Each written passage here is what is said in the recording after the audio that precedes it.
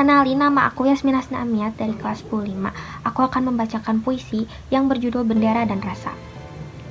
Bendera dan rasa. Bendera dikibarkan setiap hari, di sekolah, di kantor, dan di jalan raya. Tapi maknanya mulai pudar ketika keadilan hanya untuk segelintir dan nasionalisme jadi slogan kosong. Kita diajarkan cinta tanah air, tapi tanah dirampas demi tambang. Petani diusir dari ladangnya, nelayan tak bisa lagi melaut karena laut dijual kepada asing. Pahlawan dikenang setiap tahun, tapi semangatnya tidak diwarisi.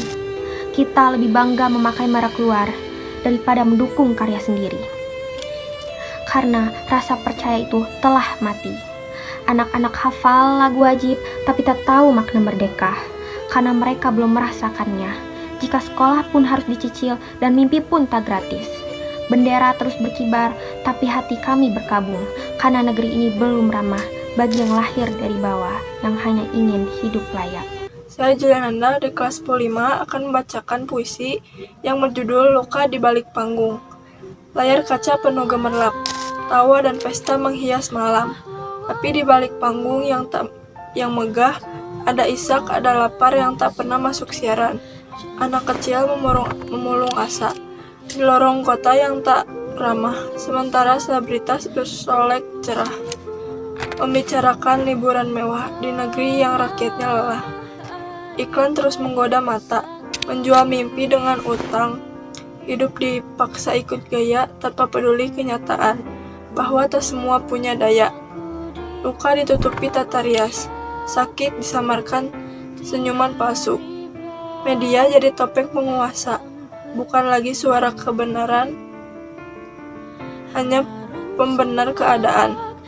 Dan kita pun diam saja, menjadi penonton setia drama, membiarkan yang salah terus berkuasa, karena takut dianggap berbeda, walau hati terus menjerit juga. Perkenalkan, nama saya Alifa Weda Madiana. Di sini saya akan membacakan puisi yang berjudul Suara yang Dibelokkan. Kebebasan bicara katanya dijamin, tapi tiap kritik diberi label. Yang bertanya dianggap mengganggu, yang diam malah diberi hadiah. Padahal sama-sama warga negara. Demonstrasi dianggap huru-hara, padahal itu jeritan hati. Tapi gas dan untungan dikirim untuk membungkam, bukan mendengar. Seolah rakyat tak layak bicara. Media sosial jadi pelarian, tapi diawasi setiap kata. Disinformasi disebar dari atas, sementara kebenaran ditutup sensor. Dan rakyat bingung, harus percaya siapa. Yang lantang dibungkam pelan-pelan, diintimidasi, dikriminalisasi, padahal mereka hanya peduli bahwa negara ini sedang terluka dan butuh suara untuk sembuh. Kami tak akan diam selamanya, karena kebenaran punya cara. Ia mungkin dibungkam sesaat, tapi akan tumbuh di banyak tempat, menjadi cahaya dalam gelap. Sekian, terima kasih. Tapiani dari kelas 10-5 akan membacakan puisi yang berjudul Sekolah di Ujung Mimpi. Mereka berkata pendidikan itu hak, tapi nyatanya dibatasi biaya. Gedung megah hanya untuk segelintir, yang lainnya harus berjalan jauh, mengejar mimpi di tengah hujan. Anak pedalaman menghafal harap, di bangku reyot tanpa cahaya. Buku mereka dari tahun lama, tapi semangat tetap menyala meski bantuan jarang tiba. Sementara kota sibuk dengan kurikulum, lomba, ranking, dan gengsi semata. Tak peduli apakah semua terjangkau atau hanya jadi bahan pamer, bukan alat untuk membebaskan. Guru yang setia tak diperhatikan, gajinya kecil, beban menumpuk.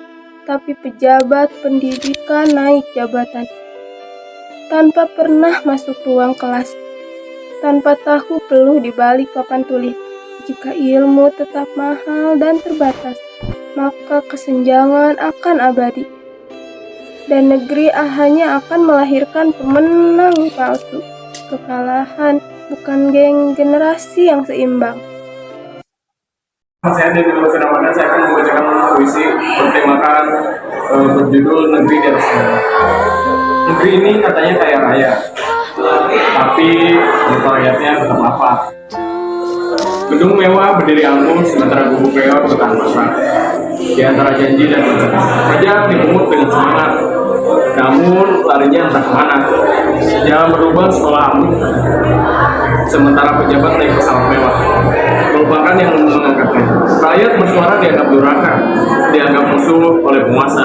Padahal mereka hanya bertanya, mengapa hak terus disia-siakan? Mengapa hidup makin susah? Media pun mulai membisu. Berita dibentuk sesuai pesanan. Yang salah dibersihkan, yang benar dikubur dalam diam. Kebenaran pun makin sama. Kami menulis di dinding maya karena membiar disita puasa. Kami bersayap di sudut sunyi agar nurani tak ikut mati di negeri yang katanya merdeka. Ini saya akan membacakan puisi berjudul Pedagang dan Pejabat. Di pasar, harga naik setiap hari. Sembako jadi barang mewah. Ibu rumah tangga menghitung ulang, memilih antara makan dan listrik. Negeri yang katanya subur. Pedagang kecil bersaing tak adil dengan toko besar yang penuh diskon. Mereka paksa tunduk pada pasar yang ditentukan modal bersama, bukan kebutuhan bersama. Pemerintahan bicara inflasi, di balik meja dapat pendidikan. Tapi tak tahu rasanya mengantri di warung yang stoknya menipis karena harga tiba-tiba naik. Jika kebijakan kecil tak berpihak, rakyat kecil akan terus menjerit dan negeri akan kehilangan akarnya. Karena lupa siapa